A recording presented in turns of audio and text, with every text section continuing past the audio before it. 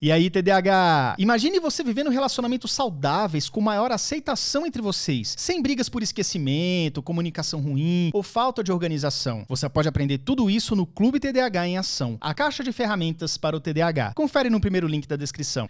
Pode ser que para uma pessoa neurotípica isso funcione, mas para uma pessoa TDAH isso não vai funcionar nunca. Esquece, isso não vai funcionar nunca. E o desespero do cara se perder com isso. Nossa, e aí ele vê as pessoas fazendo, ele fala, meu Deus do céu, o que é que eu não consigo fazer isso? Porque ele faz bonitinho, hein? Ele pode até planejar lindo, cor diferente. Segunda-feira ele já acorda atrasado, o que ele tinha que fazer às 8 ele não vai conseguir, vai conseguir fazer 10h30, aí já encavalou tudo, ou seja... E vai jogar pra terça? Ou seja, aí ele olha para aquele negócio e ele fala assim, não vai rolar.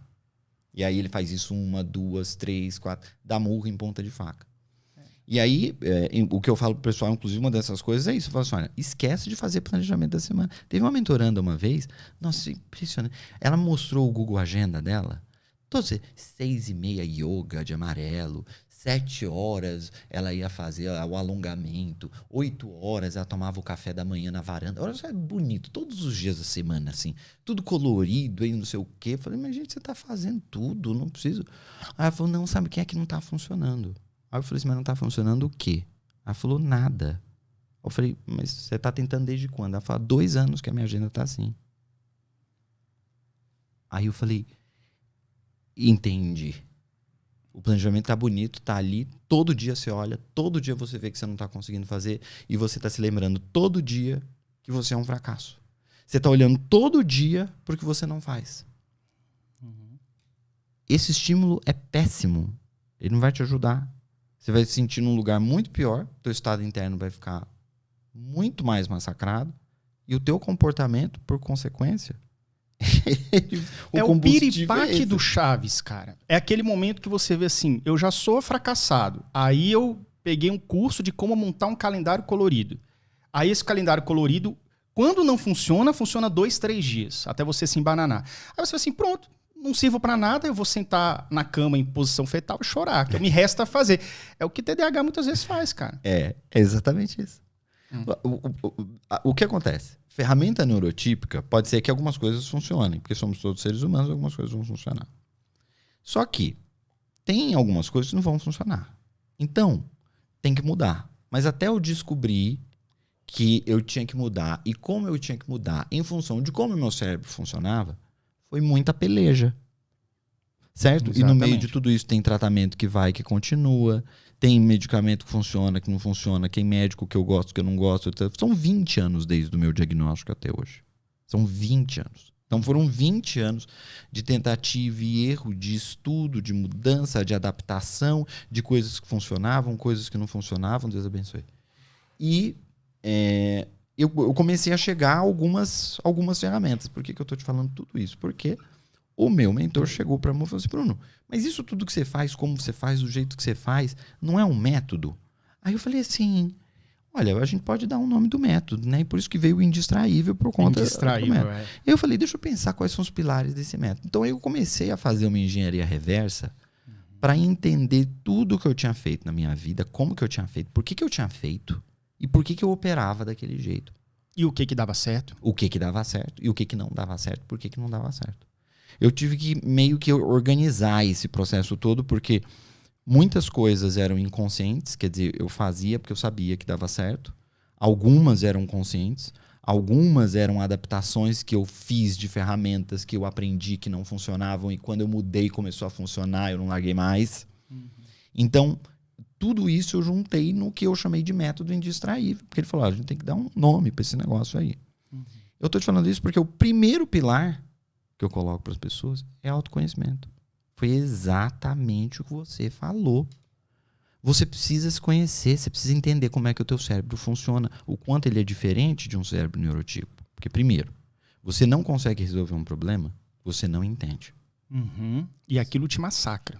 Então, emocionalmente, a consequência é inevitável. Exato. Terra arrasada. E a gente vem colecionando isso desde que a gente sabe que existe. Então, eu costumo dizer que muitas vezes o que a gente tem que fazer, na verdade, é um processo de desconstrução. A gente precisa se desconstruir.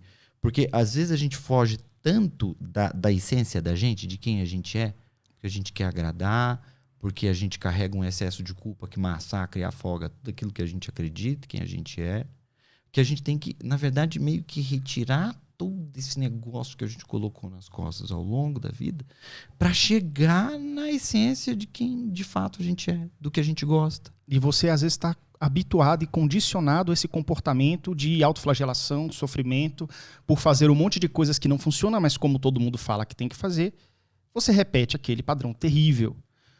Se torna um padrão. Você ganha um monte de padrão comportamental que não é saudável. Um monte. E vou te falar, essa é a minha opinião, tá? Eu, você, nem ninguém quer TDAH, nem ninguém quer ser humano, mas a gente tá falando de TDAH, então vamos falar dos TDAHs. A gente vai deixar de ter esses padrões na vida da gente. O que a gente vai conseguir fazer é mudar o comportamento em função de como a gente lida com a existência desse padrão. Ele vai sempre surgir, a voz da culpa, ela vai sempre surgir. Como você vai lidar com ela todas as vezes que ela surgir, que é a diferença. É uma construção que você vai fazendo de como você vai lidando com essa culpa para ela te afetar cada vez menos. Mas, vou viver uma vida na qual eu não vou sentir culpa nenhuma, vou fazer as coisas. Como é que eu faço para sumir com essa culpa? Não existe, não vive, não respira. Porque você é um ser humano, a culpa vai estar ali em algum grau. A gente precisa entender que o objetivo não é viver sem culpa. O objetivo é não deixar que a culpa faça com que a gente consiga chegar onde a gente quer. Que não tome conta da gente. Não tome conta, não paralise. Não paralise. Né? O problema é o paralisar. Exato. O TDAH já tem um problema de produtividade. Aí soma isso com uma grande frustração, que nós somos intolerantes também, o resultado disso é, claro, se você se deixar abater por isso, pelo TDAH, o que é relativamente fácil, você paralisa. É o que eu falei. Hoje de manhã, lá no Clube TDAH, mandaram uma mensagem falando assim, Yuri, como é que eu lido com frustração? A minha psicóloga disse que eu tô com muita frustração. Aí eu pedi para ele esmiuçar um pouco mais, ele falou, frustração na finança, frustração no trabalho. Eu falei, cara, primeira coisa, você tem que fazer um panorama. Às vezes você está frustrado nas suas finanças porque você se assusta com a fatura do cartão. Primeira coisa, cara, você já planilhou aquilo ali? Planilhou mesmo, porque a questão da desorganização é muito presente, mas planilhar assim, gastos fixos, coisa que você não tem como abrir mão, isso. Coisa que você pode abrir mão, isso. O que eu posso fazer para ganhar mais? Aquilo. É juntar. Às vezes, num sábado você faz isso, já reduz em 50% a tua ansiedade. A nossa frustração vem dessa desorganização e de não saber o que fazer. Então, autoconhecimento é também entender a sua realidade. E aí agir a partir daqueles princípios. Nossa, total. Você. A gente está, inclusive, fazendo um desafio de diário e eu falo que diário eu faço todo dia. Por quê? Porque o diário é um momento de reflexão. E por que pra gente é importante fazer reflexão? Porque o cérebro hiperativo, que é a condição sine qua non do TDAH, é a hiperatividade cerebral. Este cérebro, ele tem pensamentos a todo momento, um atropelando o outro, certo? Que tem momentos do teu dia que você não sabe nem o que você pensou, porque foram tantos pensamentos encavalando. Você fica cansado. Você só sente o resultado daquilo. Esse cérebro, ele não te dá clareza. Então, um dos princípios que a gente precisa utilizar em toda a ferramenta, toda a técnica que a gente vai usar para tudo na vida da gente, inclusive é um mandamento indistraível que eu falo pro pessoal. Clareza é poder. Eu aprendi isso quando eu fiz um curso com um cara que chama T. Harv Eker. Escreveu um livro que chama Os Segredos da Mente Milionária. Conhece? Você conhece, Marcos? Eu sei quem ele é. Um canadense, baixinho. É um baixinho, assim. Ele me deu um strike uma vez que eu compartilhei um vídeo dele no YouTube, ele não gosta. Ah, é? Ele é conhecido. Esse livro talvez seja, se não o livro, o segundo ou terceiro livro de finanças, né? Ou de comportamento financeiro mais conhecido do mundo. E eu fiz esse curso com ele, inclusive, há muitos anos atrás. Eu acho, sei lá, uns 8 anos atrás, 9 anos atrás. E ele falou isso, eu nunca mais esqueci. Clareza é poder. E pra gente que é TDAH, essa máxima, mas ela é assim de um valor, porque todas as técnicas e as ferramentas que a gente precisa utilizar, elas partem desse princípio. A gente precisa ter clareza.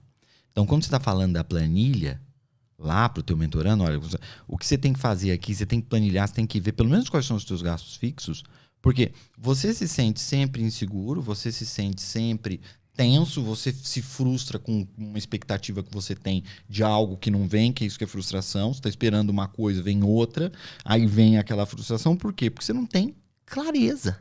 Você não tem clareza mínima. Você sabe quanto é que você gasta por mês? Com certeza. Luz, água, telefone, internet, era isso que você estava falando. Se você não tem essa clareza, quer dizer, assim, isso daí é o pelo menos.